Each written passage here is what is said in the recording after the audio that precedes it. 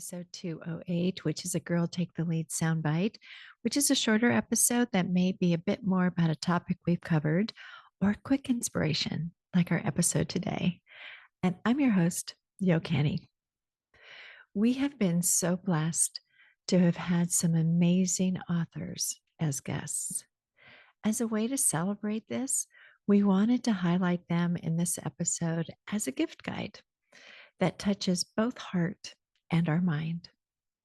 According to a recent survey, around 54% of people planning to exchange gifts during the holidays intend to give a book as a present, indicating a significant portion of the population chooses books as gifts. While not definitive, some data suggests younger generations may be slightly more open to giving used books as gifts, contributing to the overall book gifting trend. How terrific is that? Books make incredibly meaningful gifts for a variety of reasons. They're thoughtful. Each selection reflects an understanding of what the recipient values, which builds trust and connection. They're personal. Unlike generic gifts, a book is unique because it gives the givers insight, making it unlikely anyone else will gift the same title, and they're lasting. Long after the holidays are over, a good book can continue to inspire, entertain, and remind the recipient of your thoughtfulness. As Neil Gaiman beautifully said, quote, "Books make great gifts because they have the whole world's inside of them." Another favorite quote captures the magic of books. Quote, "That's the thing about books. They let you travel without moving your feet." And I'd add, books also open doors to learning about ourselves, as authors often reflect their truths, insights, and possibilities that resonate deeply. To make things a little easier, I've grouped the 16 books that guest authors shared with us into 4 sections. Section 1, empowering leadership and career growth. Section 2, self-discovery and personal growth. Section 3, business and inclusiveness practices. And Section 4, personal stories and inspiration. By the way, all these books will be in the show notes along with the episode number in case you'd like to hear the episode again. Let's start with books that empower leadership and career growth. First up is Fearless Female Leaders by Kathy McAfee and Rosemary Paetow, who tackled the question, what obstacles relegate women to underdog status in the working world, and how can these obstacles be overcome? Their powerful book delves deeply into the stories of remarkable women who share a common struggle against external and internal barriers to leadership advancement. We featured 3 of these fearless female women leaders who shared their incredible stories with us. And there's LadyShark by Chrissy Grigoropoulos, Esquire. Oh, I so loved the name of this book, LadyShark. Chrissy is a self-made millionaire and legal powerhouse. She is a bold spirit that carves her own path and thrives on her own terms. Chrissy is a lady shark, and she believes we can all become one too. And this book is perfect for that entrepreneur you know or looking to grow their career. The next is The New Rules of Influence by Lida Citroën. Lida described a new type of leader that's emerging, one with a bold mission who empowers others through transparency and unwavering passion.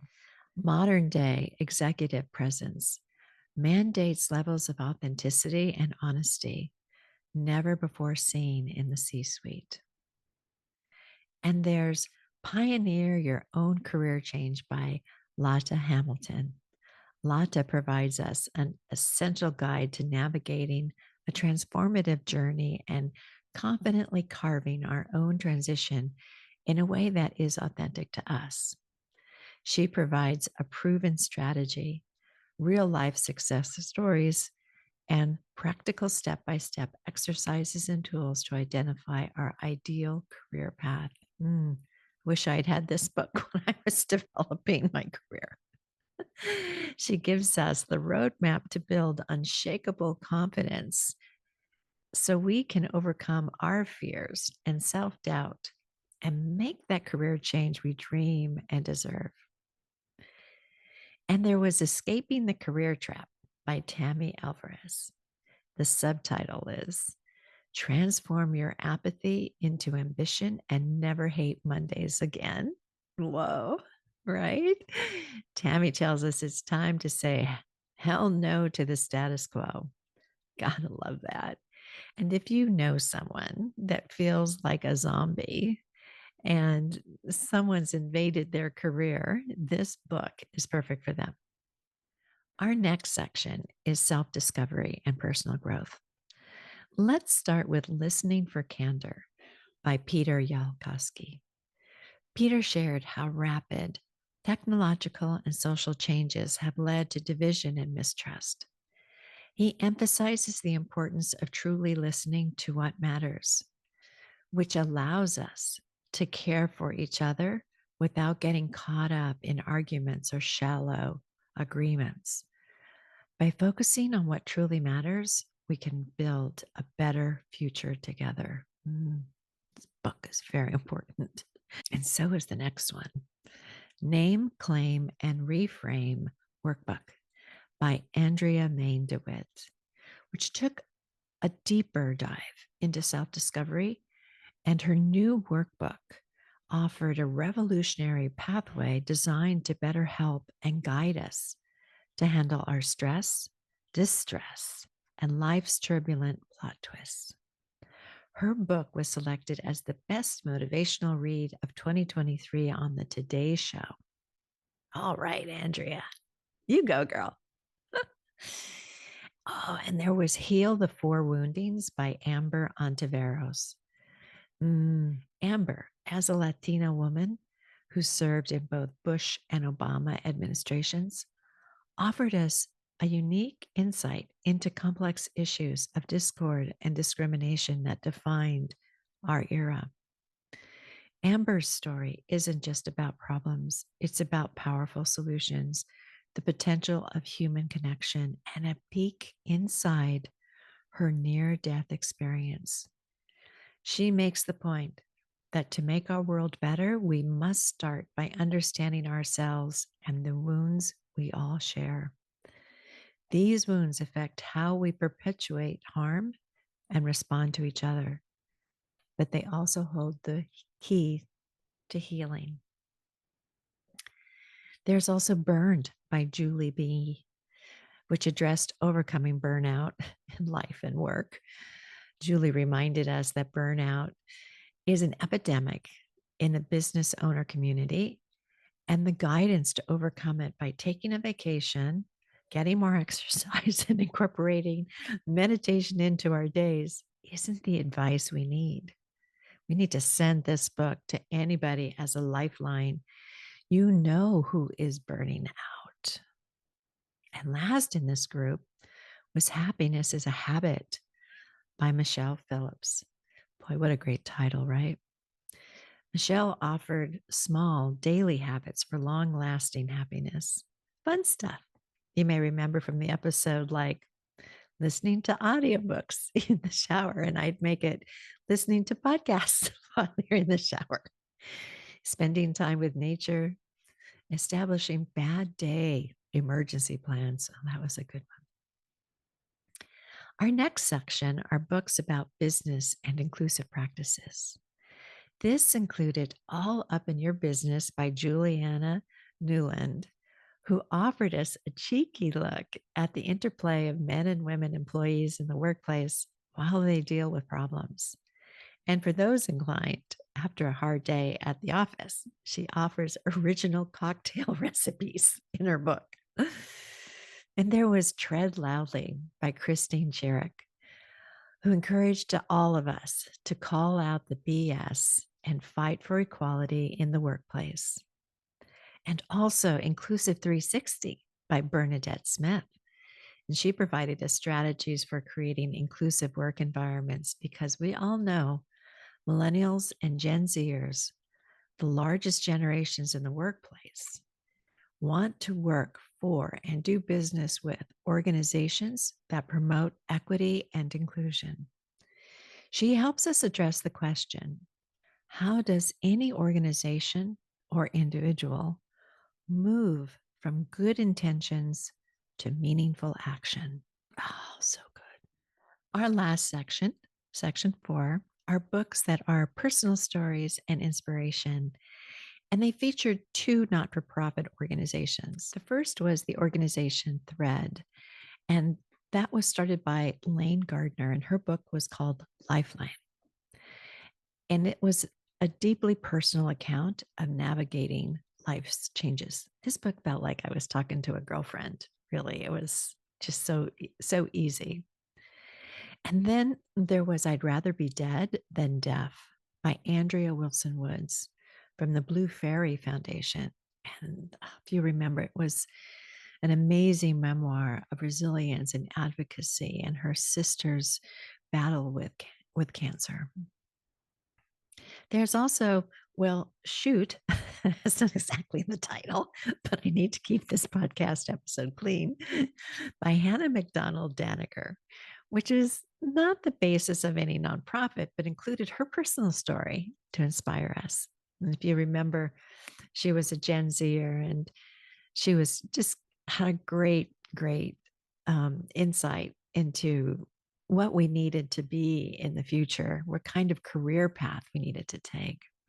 And in her book, she talks about how we can turn setbacks into triumphs. So I'd like to end our episode with sincere thanks to all of these authors and their great books and the stories they gave us. They courageously shared their vulnerability with all of us as examples of what it is to be brave. So thank you very much, guests, for coming on the show. Here's some words I've written to reflect the gift they've given all of us, called A Gift That Lasts. In pages bound, a treasure lies, a world unseen by open eyes. A story shared, a truth made clear, a spark of hope, a voice sincere. A book is more than paper and ink. It's a bridge to dreams, a chance to think. A thoughtful gift, a heartfelt share, a way to show how much we care. Through words we wander, hearts take flight, across the day and throughout the night. With every chapter, a seed takes root, a journey's end, a lasting truth. So as we give, let's keep in mind the magic in each book we find. For long after the wrapping's torn, a story's gift is ever born. Thank you for listening today, and we sure hope you enjoyed this episode. And if you did, please leave a comment wherever you listen to your podcasts. Tell a friend about us. Join our public Facebook group, Girl Take the Lead, or visit our website, girltaketheleadpod.com. We also have a YouTube channel where your subscription would be appreciated. Once you're on YouTube, search at Girl Take the Lead. We've recently expanded to YouTube Music, where you can find a video of this episode. And you can also see a video on Spotify. Our next episode will be about traditions and some of those celebrated around the world this time of year. We'll cover 5 topics. 1, rituals create connection. 2, the sacredness in the everyday. 3, the 4 pillars of ritual practice. 4, modernizing ancient practices. And 5, building your own rituals. And oh, I wrote another poem for the episode. So please join us again. So grateful you're here and so appreciate you listening or watching us. Talk to you soon. Bye.